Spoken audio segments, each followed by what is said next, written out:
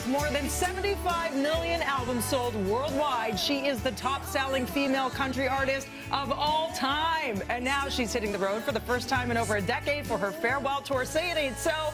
Please welcome Shania Twain to the BC Toronto studios. Good morning. Good morning. Your fans have been freezing outside all morning long. We all love you. Welcome back home. Can I say this is a welcome back home as opposed to Vegas, which was your home for 2 years?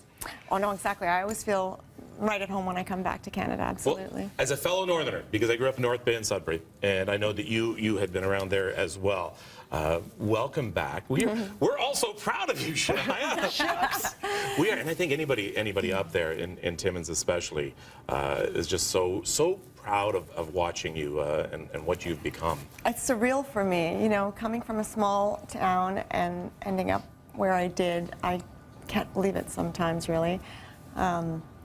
So it's been surreal, the whole experience. Let's talk about the experience of doing what you did so successfully for 2 years in Caesar's Palace. The show is outstanding. I was able to catch the DVD, and it made me really upset that I didn't get to see you live because it is epic, and at the same time, it feels so intimate. You did such a beautiful job, and there's so much work that went into it. Was it truly, it seemed like such a labor of love for you? It really was, and it was very important to make it an intimate experience and to have some spontaneity in the show because, yeah, it's a very slick production. It's a very grand production. The stage is huge, and this was the reason for having the campfire. I wanted to bring people up on stage and sit around and chat together. The horses, definitely live horses. That really made it. There were a lot of variables there, and it made it unpredictable, right? So and I wanted that. I didn't want it to be static, because playing in the same room every night, for me, I was worried it was going to feel static. So I had all these elements that created variables and created some risk to keep it interesting for me, and it certainly did. In fact, it went by so fast, I can't even believe it's over. Did it? Yeah. Your show times, excuse me, when were the show times at Caesars? 7. At 7 o'clock? Yeah. Every night? Yeah. Every night? So it comes the first night? I think I'm right about that. I never really paid attention to the clock. The show's an hour and a half long. That's one thing I can tell you. It's over 90 minutes. That's a good length of a show for Well, Vegas. yeah, it's good cardio because that stage was giant. Oh my gosh, the amount of dancing, and you're never allowed to be bloated. You were in such perfect shape. In all of those outfits, I was in awe, Shania. What's the first thing you ate as soon as this tour ended? Because I don't know about you, but I'd be heading to the pizza shop, and there's a lot of good eating in Vegas. Exactly, pasta, pizza, all that stuff. No, I had to be very careful with my diet for sure, but the show was a good workout. It really was, over 90 minutes of cardio and all the quick changes and everything, running from one side of the stage to the other. So the first night, and the show ended in December after a very successful run, and thank goodness people can now still see it on the DVD. Yeah. So it's 7 o'clock the next night after you're no longer doing the show.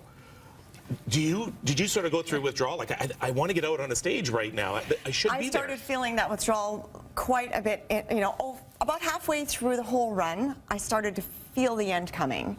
And I still had so much momentum in me. I knew I wouldn't want to stop right at the end of that. And that's why I wanted to do the tour, and I'm going to go on the summer tour. So I was thinking initially that I would retire from the stage at the end of Vegas. That's what was going on in my head. I knew I was already getting close to thinking that way. But because it was in one room and I wasn't able to get out and tour and see the people in their hometowns, it didn't feel like the end. I just couldn't end that way. So yeah, I did start feeling like, oh no, the end is coming. And so I put the tour together, and now I think I'll get, I'll feel more final about things. It'll be the right finale for me. Is it really going to be the final tour, though? Say it ain't so. It is. Come on, Cher came back a few times. You can do that. We'll see. Listen, you can never say never, but this is genuinely, honestly, where I'm at, because now getting back into the studio and writing songs, I'm so loving that, and I'm not retiring by any means. I just feel it's time to retire from the stage, and it's a personal thing, but I'm not leaving the industry. And it's grueling. It is. So this way you still will write your music and perform, just not on that same stage. It's right. I just need more time to be creative, and every artist says it. It's not. There's no mystery.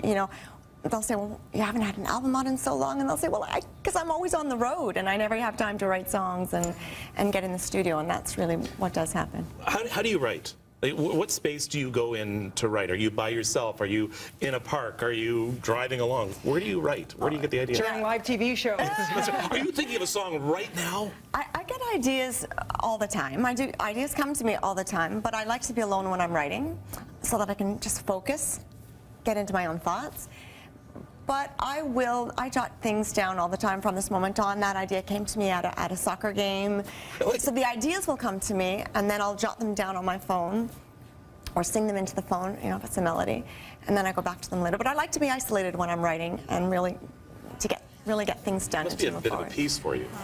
Yeah, I mean, and you know, there's the lyrics, the melody, the concepts. There's a lot. It's like writing a story. How amazing is it that, you know, whether you attended this show or whether you couldn't get around to it or whether you just love you some Shania like we do, that people could have this to watch. It's truly family entertainment. You see people in the crowd, they're hugging, they're kissing. You bring people together through this. And after I finished watching it, I felt so happy.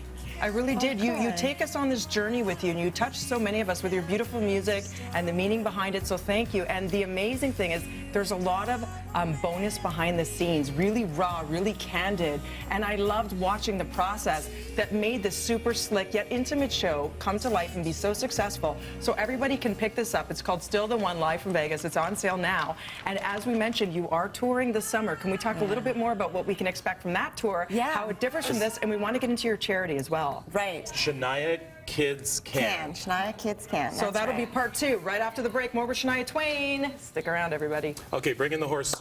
You see